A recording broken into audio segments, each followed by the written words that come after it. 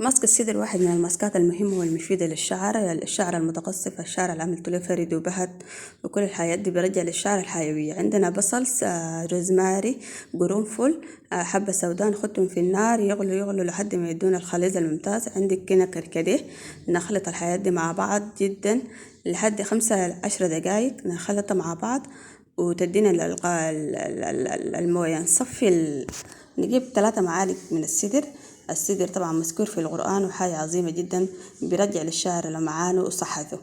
نضيف الموية اللي عملناها نصفيها من أي شوائب لحد ما تدينا، نخلطها المواد مع بعض عشان تدينا نتيجة ممتازة جدا. نحطه على الشعر يا بنات في الأسبوع مرتين. نحطه في الشعر ساعتين ونلبس كيس لمدة ساعتين، وتاني ممكن نغسله من غير شامبو، بيطلع صاي السدر. نخلط ممتاز كده لحد ما يتجانس مع بعض ويدينا القوام اللي احنا عايزينه.